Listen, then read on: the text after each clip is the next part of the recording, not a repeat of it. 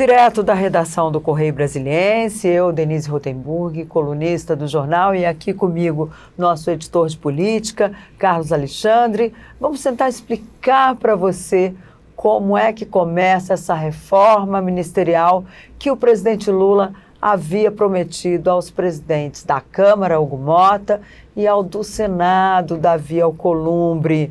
Tivemos aí a saída da ministra da Saúde, Nízia Trindade, substituída pelo ministro da Secretaria de Relações Institucionais, Alexandre Padilha. Calecha, Carlos, eu ouvi hoje lá no Congresso de muitos parlamentares, olha, que toda essa confusão para tiraram a ministra da Saúde, mas na verdade era para tirar Alexandre Padilha do cargo de Relações Institucionais por causa do problema dele lá com Arthur Lira, lá atrás, um ministro que passou 1 ano e meio sem conversar com o presidente da Câmara. É possível ali, porque houve um processo de desgaste, Nízia Trindade? Eu acho, Denise, que a saída da Nízia Trindade do Ministério da Saúde, ela vem encerrar um capítulo lamentável aí desse problema da reforma ministerial do governo Lula. Quer dizer, é muito difícil você acreditar que o maior problema do governo Lula estivesse ocorrendo no Ministério da Saúde. Evidentemente que a ex-ministra, nessa altura, enfrentou dificuldades, como, por exemplo, o gravíssimo episódio da dengue em 2024, mas, assim, a gente sabe que o governo Lula tem outros problemas também muito sérios, muito importantes e muito urgentes. Não é à toa que a popularidade do governo está em baixa. Então, quer dizer, existem várias questões que precisam ser enfrentadas, corrigidas, e respondendo a sua pergunta, Denise, parte dessas questões que precisavam e precisam ser corrigidas passa pelas relações institucionais, pela relação do Planalto com o Congresso, né? E o Alexandre Padilha, precisa ser dito isso também, teve muitos problemas na sua passagem pelo Ministério, né? Pela Secretaria de Relações Institucionais, né? Porque você sabe, como você bem disse, que houve vários desgastes, particularmente com o ex-presidente Arthur Lira, que chegou a um determinado momento sequer se dirigia ao Alexandre Padilha. Então, na verdade, eu concordo com você, parte da saída de Nízia Trindade foi sim porque era preciso acomodar o Alexandre Padilha em algum lugar, digamos assim, possibilitar uma saída, digamos assim, honrosa para ele. O que perde muito para a Nízia Trindade, porque a Nízia Trindade ela pode, evidentemente, não ter o traquejo político que se esperava, não seria uma política profissional, como estava eventualmente se esperando, mas ela nunca teve pretensões políticas, precisa ser dito isso. Quer dizer, então, ela é uma cientista, exatamente, né? Quer dizer, ela é uma profissional. Não tinha nem o traquejo ali, né, para aquela área. E todos sabiam disso, né? Evidentemente, você pode dizer, olha, mas à medida que você assume um cargo político como ministro, você sabia disso. Ninguém é criança ali. Mas, evidentemente, em se tratando de uma autoridade como Nízia Trindade, e também um outro ponto também que chama a atenção, em se tratando, sim, é preciso ser dito isso, em se tratando de uma mulher, não é a primeira vez que isso acontece também. Houve outros casos, como o Paulo Pimenta, mas tivemos outros exemplos também de saídas do mulheres, baixas, né? Que eram mulheres. Ana Moser, tivemos também a ministra Daniela do Vaguinho, né? As ministras estão aí deixando Na semana o governo. passada nós tivemos com a Marina, sendo criticada abertamente pelo presidente da República, numa situação muito desconfortável, porque evidentemente nenhum ministro vai ficar batendo boca publicamente com o presidente da República. Com certeza. É uma situação absolutamente constrangedora. E ainda tem um outro detalhe, né, Denise? Fica muito estranho um presidente da República ficar criticando o próprio governo. Gente, para isso a gente tem oposição, né? Quer dizer, então ficam uns sinais um pouco confusos, assim, em relação ao que está acontecendo no governo Lula. E eu concordo com você plenamente, quer dizer, a saída da Nízia Trindade, ela é apenas uma parte do que precisa ser feito, e muito precisa ser feito. É uma ponta ali, né, de uma popularidade que que está em baixa, inclusive por causa até de ações na saúde. Nós tivemos aquelas vacinas incineradas, né? Tudo isso também foi provocando ali um desgaste na ministra, que ela não demitia ninguém, ela ia mantendo a equipe ali, pá, com todas as críticas, ela foi mantendo. Isso também eu acho que acabou, pelo menos pelo que eu ouvi hoje, acabou interferindo nessa questão nessa demissão. Mas a gente teve, o ponto principal era encontrar um lugar para Alexandre Padilha, que é um quadro do PT de São Paulo, um lugar onde o PT pretende ter um futuro político maior, que está nesse momento governado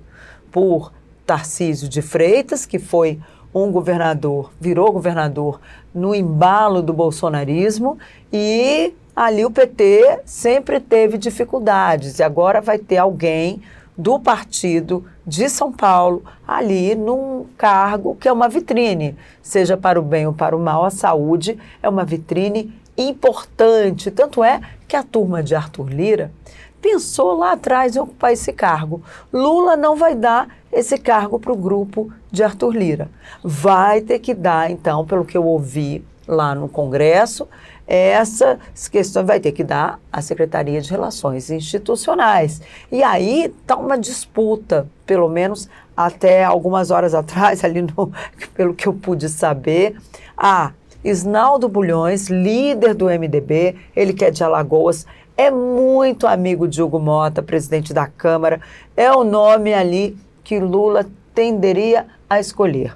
O outro nome que também agrada ao presidente da Câmara é o do ministro de Portos e Aeroportos, Silvio Costa Filho, que vem lá de Pernambuco. O pai dele, Silvio Costa, que foi deputado federal, pai de Silvinho, ele foi ali um dos principais articuladores da frente pró-Dilma no impeachment, né? Foi da tropa de choque da presidente Dilma naquele período do impeachment.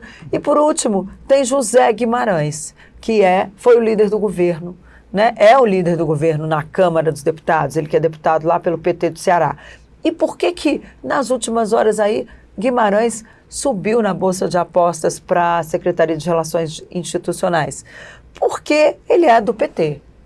E o PT é gato escaldado. Lá atrás, no governo Dilma, o PT abriu a sua coordenação política para colocar o então vice-presidente Michel Temer, e eles não engolem Michel Temer até hoje. E há um problema ali, que eles falam, olha, se a gente abrir, pode depois vir aí, vai ficar sabendo aqui como é que vai ficar na nossa cozinha, conhecer os nossos temperos, os nossos segredos, né? E aí pode dar problema lá na frente, como aconteceu, eles atribuem a isso o impeachment da presidente Dilma Rousseff. E tem um outro senão em relação ao MDB. A gente tem que lembrar que na semana passada o MDB teve uma conversa com o PSDB, buscando ali um acordo entre eles, uma aproximação. Foi, segundo me disse um integrante do partido, foi ali uma primeira conversa para tentar fazer uma fusão entre as duas legendas. Esses tucanos não querem saber de apoiar Lula em 2026. Claro. Então esse é um outro problema que Lula, pelo que a gente sabe, a tendência, ele talvez demore até um pouquinho mais para escolher o articulador político, mas não pode demorar tanto assim, né? Espera-se que essa semana ele já defina, porque se ele deixar para depois do Carnaval, o desgaste pode ser maior. Vamos ver como é que isso vai se processar. Eu acredito, Denise, que em relação ao timing, não sei se interessa ao governo tomar duas medidas, digamos assim, perigosas em relação à reforma ministerial. É possível que eles deixem isso para depois da posse do Alexandre Padilha, que está prevista para o dia 6, porque você anunciar o nome de um novo ministro para uma área tão complicada como é relações institucionais, não sei se convém nessa altura do campeonato entre quarta e sexta-feira. O que eu acho que é importante a gente dizer também, como você está sublinhando, Denise, é o que está se desenhando para 2026. E é importante isso que você está dizendo, porque, veja, você tem o Lula, ele sabe muito bem disso, ele já disse isso várias vezes, ele foi eleito graças a uma coalizão de partidos muito grande.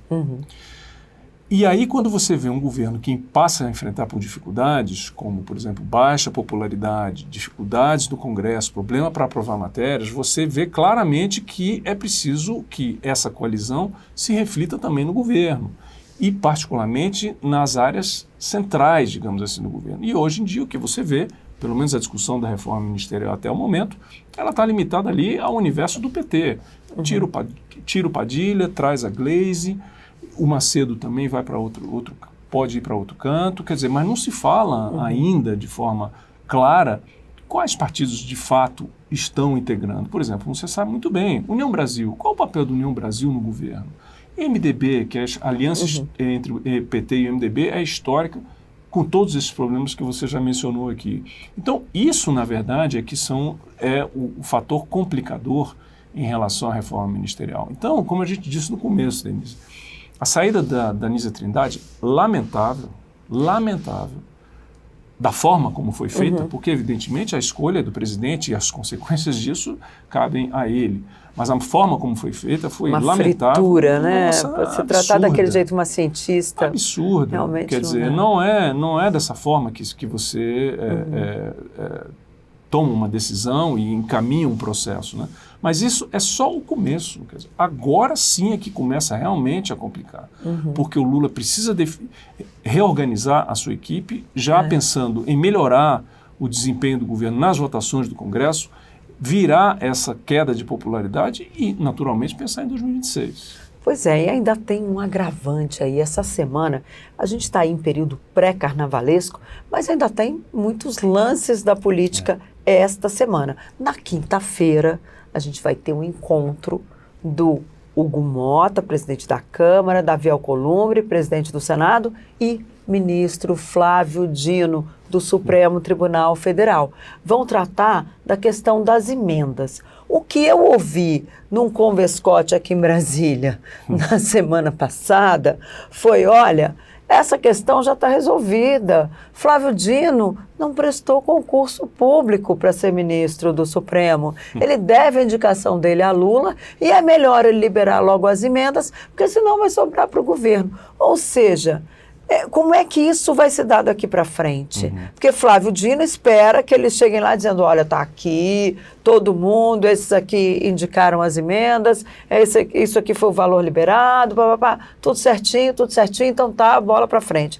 E os deputados e os senadores esperam que os presidentes das duas casas cheguem lá e digam, olha, tem que liberar aí as emendas, porque antes não existia legislação. E a legislação que a gente fez é essa aqui, relativa a 2025. Então, o que ficou, as emendas anteriores têm que ser liberadas. Ou seja, há um risco de impasse na quinta-feira. E de tédio nós não vamos morrer no carnaval. Com certeza, Denise. Eu só queria ressaltar um ponto que eu acho que é importante aí, que os deputados e os senadores no Congresso tendem a querer concentrar a questão no Flávio Dino, né, personalizar esse embate das emendas parlamentares ao Flávio Dino. Só que é preciso lembrar que não foi apenas o Flávio Dino que fez sérias ressalvas às emendas parlamentares. Isso começou muito antes com a ex-presidente Suprema, a ministra Rosa Weber.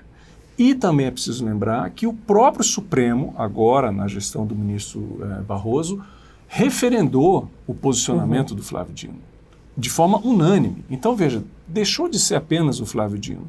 Então, quer dizer, esse voluntarismo, digamos, todo do parlamento, dos parlamentares, pode causar, sim, um problema institucional, mais um desgaste institucional. Então, eu não sei, e ainda tem, e o governo Lula no meio disso tudo, quer dizer, lembrando que as observações, as ressalvas, as determinações estabelecidas pelo ministro Flávio Dino diz respeito aos dois.